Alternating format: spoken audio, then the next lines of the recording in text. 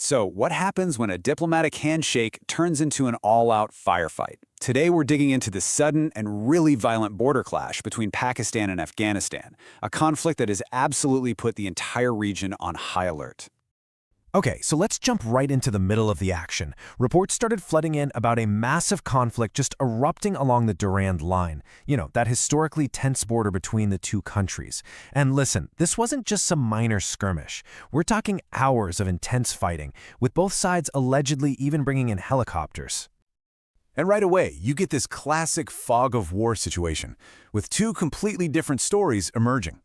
Pakistan comes out saying they lost just 23 soldiers, but took out 200 Afghan fighters.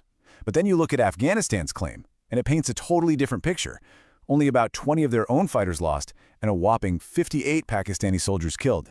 And that, of course, raises the million-dollar question in any conflict like this. Who's telling the truth? To even start to figure that out, we have to look past the numbers and at the actual proof, or, the lack of proof, that each side is putting forward.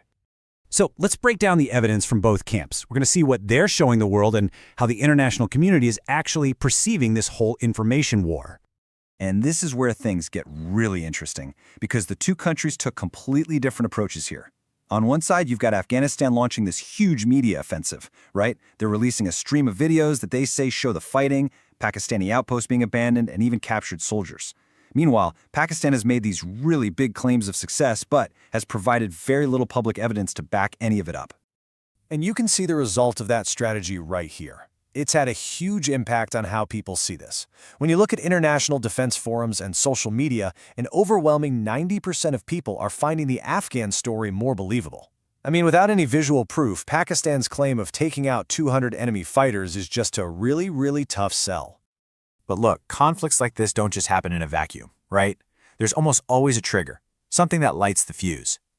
To really understand why this all blew up, we need to rewind the clock just a few days before those first shots were ever fired. And it turns out, the spark wasn't a military move at all. It was a high-stakes diplomatic visit. A trip by Afghanistan's foreign minister to India seems to have completely changed the geopolitical math for Pakistan.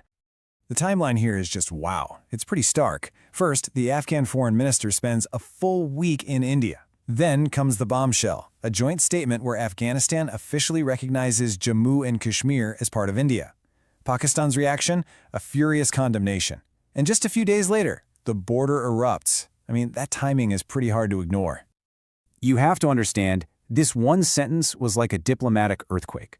For Pakistan, having a neighboring Muslim nation come out and so openly side with India on an issue as incredibly sensitive as Kashmir, well, that was a massive strategic blow. Very, very few countries have ever taken such an explicit stance.